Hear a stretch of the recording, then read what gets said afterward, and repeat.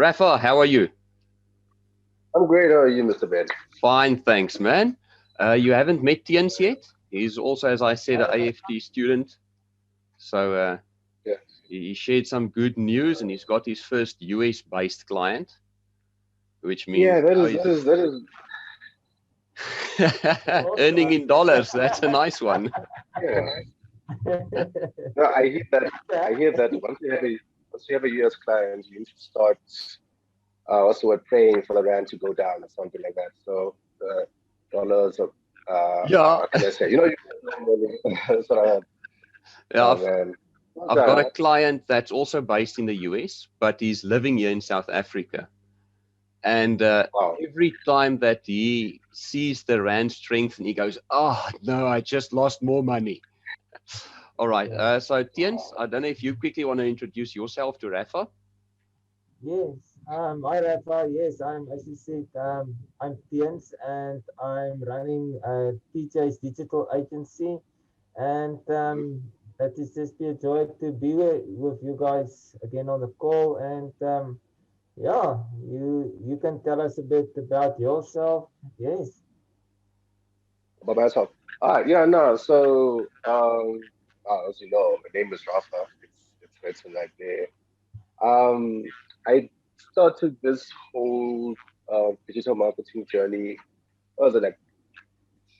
I want to say 2 years ago, but in 2019, around November, when I found AFT, and then I just went with that wave, right?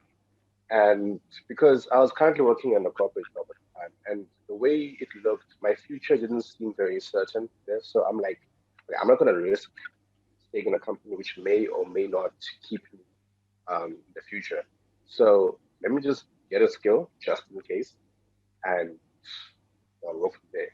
The only downside to AFT, which I will say, is the cost. Like, it's insane. Cost is way too high. I think it's higher now. I don't know. Anyway, so now I stayed with AFT. I finished my thing. I graduated, and sure enough, the company had to. Can I say my contract for the company ended, Mm.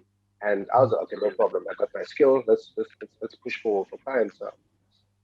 And then the pandemic hit. They just shut down everything. I'm then like, oh man, it was so close. It's so far. Yeah. So I've been trying hard to keep my head above water, and I've been succeeding here and there. Only recently, I got a client, as I was talking about before, and now I'm just trying to build a base from there. But apart from that, we are here right now. Awesome. Just tell me, were you on the AFT course number 26? Yes, sir. Then we were on the same time in the same course. I was also in 26. Really? Yeah. Awesome, because Oh, the start talking about that time and November, I know, okay, that was more or less the time that I also joined AFT. Yes, oh right, wow. yes. So Rafa, can you tell us what is the two biggest faults, mistakes that people make in the restaurant industry to get clients and on social media or ads and so on, what they can pick up? All right. So the one I noticed was while advertising on social media, especially Facebook, is oh, man, this didn't tick me off. So let me give you a scenario. I met this guy, and I was meeting up with him like, okay, I want him to do social media for you. It's like, yeah, okay, no problem, come through. Got there, and the guy's like, no, I got someone doing it for me. He does what does it say? He's paying the guy a certain amount for 6 posts a day, and most of them are being boosted. Mm. And I'm Media like, yeah, management. that word, yeah. And but there's one word he said, they're boosting his posts, and he's paying a guy to boost his post. So I'm there like, are you Uh, serious? You're paying someone to, okay, I didn't say it like that. You don't shoot someone down Yeah. like that. But I was like, you're paying someone to boost your post. You could do this yourself. Just click a button, fill out a few things, that's it. But he's paying someone easy for that. And the worst part about boosting is that it's not as intricate as using an ads manager. Mm. So boosting posts is just like, hey, I'm here. This is my I don't know, post, take it. Yes. And your client may see it, the client may not see it. And that's a major problem. It's a huge problem I've seen when it comes to restaurants promoting the restaurant. And Yeah. the other thing I've seen is not having a good enough offer. Like the time comes when, okay, what I always say is that, and what we've done in AFT, I think, it's the customers, we should always put ourselves in the customer's shoes. Right? Don't put Mhm. ourselves in our shoes saying, I'm marketing to you. Put yourself in the customer's shoes saying stuff like, what do I as a customer get out of this? Mm. Because needless to say, we as human beings, we're generally pretty selfish. I mean, once we You want to understand feel that, we'll do. special. Yeah. Exactly, exactly. So if a customer says, what do I have to gain from this? That's a very good thing because if you are offering the same thing as a Nando's or McDonald's and they having a better price or the same price as you, Mm. they beat you in brand because of who they are. That's Yeah. it. So you have like a killer offer, which any That customer jaw will look at dropping it and be like, offer. I'm sorry? That jaw dropping offer. What? Yes, Yeah. Ah, yes, exactly. So like this is a steal. I need to get on this thing. And what I've noticed is that the best offers I've noticed, like depending on restaurant, if you can offer anything free, yeah, that just gets people to the door like crazy. Yeah. So maybe like for any meal above 100 rand, get free dessert or something. Just spitballing here. yeah. How's that? Yeah. That's true. I was going to add ask if you can supply us with two of the best actions that the people can do, but you've basically already said that. And the first one is don't just pay someone to boost your posts because Uh-huh. you're losing out money. Boosting is Uh-huh. number one, as you said, not as effective, and number two, it's more expensive than when you set up a proper ad campaign. And Uh-huh. then you already gave the jaw-dropping offer, so let's see, can we give a third one that they can implement on their marketing side itself? On the marketing side, let's see. Oh my gosh. Well, there's one thing which I noticed as well is when it comes to the online presence, like if you are going to be a restaurant, you need to have an appealing page. You know? Mm. Like I can't come on to you still like this one client I was working with, typical example, they were a cafe. Their page was dead. Dead. Like the basic is it as of late, I think it's Google and any new social media that has this, when you put your name up there, Mm. you the icon they'll create for you by default is the first letter of your name. Yeah. I don't know if yeah, yeah, yeah. So that was what they had as their icon on their Facebook page, and that's it. And they're like, Sure.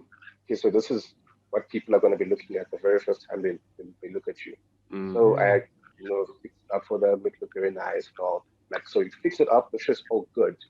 When people start coming in and they start commenting on your posts and the sort, have a fantastic online presence. And when you respond to your customers, you're not exactly rude or anything. Like this other client I work with, yeah. So someone came and bought something from them, and they had a very sour experience. Mm. Now the owner commented on the person's review and was just arguing with them like, no, you're supposed to come back. I'm there Yeah. like, you are not, this is not good for your business at all. So go Yes. delete Yes. everything. But you won't listen to me, so it's a problem. Yeah. Uh, Yeah. I think the what I can add on there is with the aesthetics that you mentioned is I'm a great believer in delivering value. So from yeah. my side, what you're talking about now, what I do for a restaurant, for example, is if they've got a special on chicken teriyaki, I Mm. would actually, when the special offer has been done, the next post that I do is how to make that chicken teriyaki at home. Oh, It's yeah, the that's full good. recipe there. Good, And that means that good. the guys that now bought from them and they enjoy the chicken can make the same chicken at home when they've got time. Mm. But next time that Mm. they're in a rush, they're going to go back to the restaurant and they're going to remember these guys gave them the recipe. Yeah, yeah, no, that's I'm a very great believer in giving value beforehand. If you get people to follow your page to get those little recipes or a tip, you know, if you fry, yeah, I'm not a cook. If you fry tuna for 5 seconds too long, it dries out. You know, Yeah. put that type of stuff in there. I think that will also add great value to a Facebook page. Yes. Um, No, that is good. Ian's mentioned That is he good. quickly wants to chat about Google AdWords versus Facebook and how the two should be used. I don't know. Do you have any input, or do you want to wait until Tiens has given his opinion? Oh yeah, please give your opinion because I'm not. My forte is not in AdWords, Not nothing you, anyway. Or all Facebook. well, what I experience or my point of view or not how I feel is that Facebook is great. Facebook is good in sense of the targeting stuff and how you can laser focus into your customer. Um, but it doesn't mean that that guy that's in his feed, it's almost like he's watching TV and suddenly this ad pop up. Yes, what is good is that it is in his likes. He likes fish, for example, this stone fish. So there's a Mm. fish ad, but he rather want to do a McDonald's burger today. So he's not going to buy immediately. Where a guy that go to Google wants tuna and he wants to know how to buy a tuna steak, and he go to Google how to buy a tuna steak, and that is your customer that you want. So when a customer of you you're going to Google, you know that is the guy that wants your service. So the only thing that you need to do is to convince that guy that you are the best on your ad that you put there. And when you go to your website, you said, yes, I like what I see. This guy answer my question. I'm going to ask him to make me a tuna steak, for example. So by Mm. doing that, and then also that is good because your ad talk with your website where Uh, the guy that is on Facebook is not really looking for you, but yeah, if you have a very good ad and maybe you can change his mind from McDonald's to fish again. So that is where for me is coming the critical thing about, do you want the customer looking now for you and he's Mm, going to ask you to help him, or maybe not customer. That is how I see it. Yes. mm. What Yeah, do you think? oh, yeah. for me, both have their place because, as Tiens now said, your Google is your ready to buy client. So you know that if he clicks on that ad, you need to pay X amount per ad, obviously, but that Uh-huh. conversion is going to happen a lot quicker. Whereas your Facebook is a more of a long-term conversion. It's where you actually build Yeah. your brand and where you pull the people to your page and you build that trust relationship with them. If you're Yeah. lucky, they are in the mood for a tuna steak already, and you know they Mm. immediately contact you through the page. But if you're looking for that quick turnaround, then Google is the way to go, which is unfortunately, from my experience, also the bit of a more expensive one. I don't know from Tiens's Yeah. side what he's Yeah. experienced, but again, you know, if you need quick turnaround time, you pay that little What? premium extra and you make sure that your landing pages are optimized and you keep on Mm. optimizing them. And then you get the best value for money for your clients. Yes. I agree. Uh, I agree 1,000%. Yeah. So Yes, sir. because I was trying hard to not, well, not trying hard, but I was usually leaving Google ads because, like you said, Mm, cost is the thing sometimes. But now that you put it as the ready to buy clients, I think I'm gonna take it up again. It actually makes mm, a lot of sense now. yeah. The key thing is to do your research properly. You need to know your Yeah. keywords and you need to know what your turnaround will be. So if you know that you are making $50 per client, you want to make sure that you don't go over that budget. Um, Yeah, and definitely. it is a fine line. I'm running this campaign now for the US client, and I'm getting about R2.80 per click on Facebook going Oh, through. okay. And on Google Ads, he's not someone for the keyword research, so he's running the display ads. And there we were looking Wow. at about, yes, what was it? About 15 Rand per conversion. Wow. So there's a Wow. big difference in the two. Mhm. And Yes. since he's still a very unknown brand, it's difficult to target. And it's a very, very niche brand. Software Yeah, for yeah. people that print on t-shirts is not a very big niche. Wow. Yeah. um, Yeah. but it is working and we're getting the results. So I've got a happy client and Okay. that makes me happy. Um, Hmm. then If there are, if we go back, I sent you a little link about a blog post that Tiens did regarding page likes. Yeah. So Tiens has his opinion, and he feels that the main thing where I differ from him is he feels you need to target your page likes from the beginning straight to your clients. I feel your page likes are there to build your reputation. They're not necessarily going to convert into paying customers. Um, so, it's two different ways to look at it. And I'm not saying Tiens is wrong, and I'm not saying I'm right. It's just two different marketers having two different strategies. I don't know how Yeah. you feel about this. Well, me personally, I don't want to pick sides, right? This is debating.